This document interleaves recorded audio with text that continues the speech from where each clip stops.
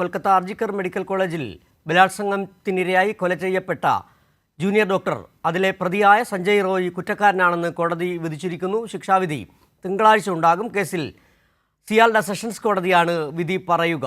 വലിയ തരത്തിൽ കോളിളക്കങ്ങൾ ഉണ്ടാക്കിയ രാജ്യമാകെ ചർച്ച ചെയ്ത മമതാ സർക്കാരിനെ പ്രതിസ്ഥാനത്ത് നിർത്തിയ ഒരു വിഷയമായിരുന്നു ആർജിക്കർ മെഡിക്കൽ കോളേജിലെ ഈ ബലാത്സംഗവും അതിനെ തുടർന്നുണ്ടായ കൊലപാതകവും.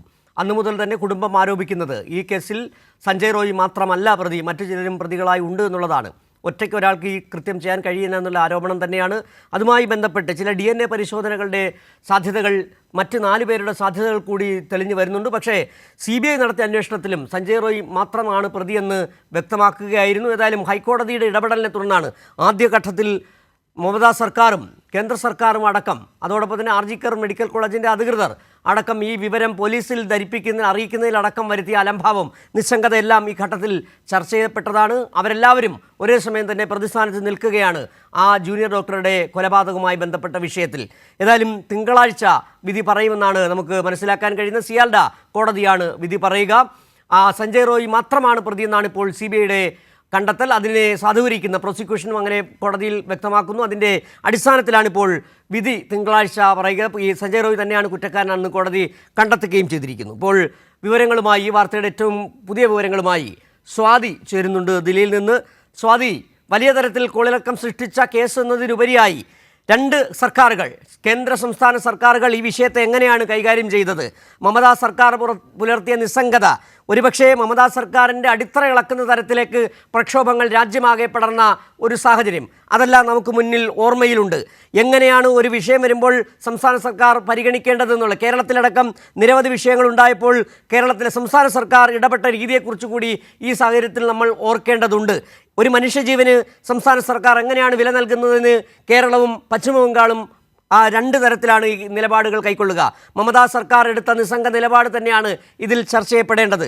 സ്വാതി ചേരുകയാണ്. സ്വാതി, ഈ കേസിൽ തിങ്കളാഴ്ച വിധി പറയുമ്പോൾ ചർച്ച ചെയ്യപ്പെടേണ്ട പ്രധാനപ്പെട്ട വിഷയം ഈ സർക്കാരുകൾ പുലർത്തിയ മൗനം, നിസ്സംഗത, ഒപ്പം തന്നെ ആർജിക്കർ മെഡിക്കൽ കോളേജിൻ്റെ അധികൃതർ, പ്രിൻസിപ്പാൾ ഉൾപ്പെടെയുള്ളവർ നടത്തിയ അലംഭാവത്തെക്കുറിച്ച് കൂടിയാണ്.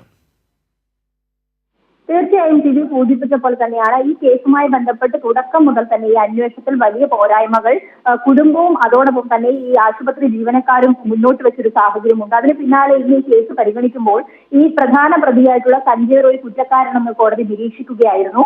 സിയാൽദ കോടതിയാണ്, കൊൽക്കത്തയിലെ സിയാൽദ കോടതിയാണ് ഇന്ന് ഈ വിഷയത്തിൽ വാദം കേട്ടത്. അതോടൊപ്പം തന്നെ ഈ കുറ്റക്കാരനായിട്ടുള്ള, അതായത് ഈ പ്രതി സഞ്ജയ് റോയ് തന്റെ കുറ്റം നിഷേധിക്കുന്ന ഒരു സാഹചര്യം കൂടി ഉണ്ടായി. കോടതിയോട് താൻ നിരപരാധിയാണ് എന്ന് ആവർത്തിക്കുക തന്നെയായിരുന്നു. അതോടൊപ്പം ഇതിന്റെ പിന്നിലുള്ള യഥാർത്ഥ പ്രതികളെ വെളിച്ചത്ത് കൊണ്ടുവരണം എന്നുള്ളൊരു ആവശ്യം കൂടി ഈ പ്രതി കോടതിക്ക് മുന്നിൽ വെച്ചിട്ടുണ്ട്. ഈ വിഷയത്തിൽ ഏറ്റവും പ്രധാനമായി ചൂണ്ടിക്കാണിക്കേണ്ടത്, ഇന്ന് ആ കുടുംബത്തിന്റെ പ്രതികരണം വന്നപ്പോൾ തന്നെ ഈ അന്വേഷണത്തിൽ ഒരു തൃപ്തികരമായ ഒരു നിലപാടൊന്നും കുടുംബത്തിന്റെ പ്രതികരണത്തിൽ നിന്നും ഉണ്ടാകുന്നില്ല എന്നുള്ളത് തന്നെയാണ്. അവർ പറയുന്നത് CBI ഈ വിഷയത്തിൽ ഒരു തരത്തിലുള്ള നല്ല രീതിയിൽ ഈ അന്വേഷണം കൊണ്ടുപോകുന്നതിന് വേണ്ടി CBIക്ക് കഴിഞ്ഞിട്ടില്ല. അതോടൊപ്പം തന്നെ സംസ്ഥാന സർക്കാരും, മമതാ സർക്കാർ വലിയ പ്രതിരോധത്തിലായ ഒരു കേസ് കൂടിയാണ്. മമതാ സർക്കാർ തുടക്കം മുതൽ തന്നെ പ്രതികളെ സംരക്ഷിക്കുന്ന ഒരു സമീപനമാണ് സ്വീകരിച്ചു പോരുന്നത്. അതിന് പിന്നാലെയാണ് കൊൽക്കത്ത പോലീസിൽ നിന്നും സുപ്രീം കോടതിയുടെ ഇടപെടലിന് പിന്നാലെയാണ് ഇത് CBIക്ക് കൈമാറുന്നത്. എന്നാൽ CBIയും ഇതേ കാര്യത്തിൽ വലിയ നിസ്സംഗതയാണ് വെച്ച് പുലർത്തിയത്. അതോടൊപ്പം തന്നെ വലിയ തെളിവുകൾ ഈ മറ്റു പ്രതികൾ, അതായത് 6ഓളം പ്രതികൾ ഉണ്ട് എന്ന് തുടക്കത്തിൽ കണ്ടുപിടിക്കുകയും എന്നാൽ അവരെ ഒക്കെ തന്നെയും അവസാനം വിചാരണ നടത്തുന്നതിനിടയിൽ അവരെ ഒക്കെ തന്നെയും മാറ്റി നിർത്തിക്കൊണ്ട് ഏറ്റവും പ്രധാന പ്രതി ഈ സഞ്ജയ് റോയ് ആണെന്നും സഞ്ജയ് റോയെ കേന്ദ്രീകരിച്ച് മാത്രം അന്വേഷണം പുരോഗമിക്കുന്ന ഒരു സാഹചര്യമായിരുന്നു പിന്നീട് ഉണ്ടായത്.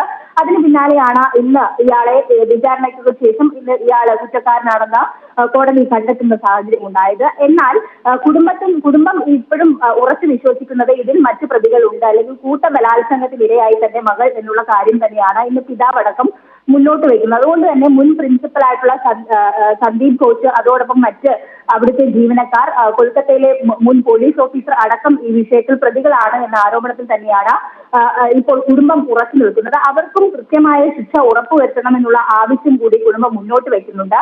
കുറെ മമതാ സർക്കാർ ഈ വിഷയത്തിൽ എടുത്തിട്ടുള്ള ഒരു നിലപാട് പരിശോധിക്കുകയാണെങ്കിൽ പ്രതികളെ സംരക്ഷിക്കുവാൻ വേണ്ടി ഉള്ള നീക്കങ്ങളാണ് നടത്തിയത്. അതോടൊപ്പം തന്നെ സർക്കാരിനെ ഈ വിഷയത്തിൽ നിന്ന് ഏതെങ്കിലും തരത്തിൽ സംരക്ഷിച്ചു നിർത്തുക എന്നുള്ള നിലപാടിലേക്കൊക്കെ തന്നെയും മമതാ സർക്കാർ പോകുന്ന കാഴ്ചയായിരുന്നു. മാത്രമല്ല ഈ സമരം നടത്തിയ ശരി, ഡോക്ടർമാരോടൊപ്പം സ്വാതിയാണ് ദില്ലിയിൽ നിന്നുള്ള വിവരങ്ങൾ നൽകിയത്. ആർജിക്കർ മെഡിക്കൽ കോളേജിലെ ജൂനിയർ ഡോക്ടറെ ബലാത്സംഗം ചെയ്ത് കൊലപ്പെടുത്തിയ സഞ്ജയ് റോയ്ക്കുള്ള ശിക്ഷ തിങ്കളാഴ്ച പ്രഖ്യാപിക്കും.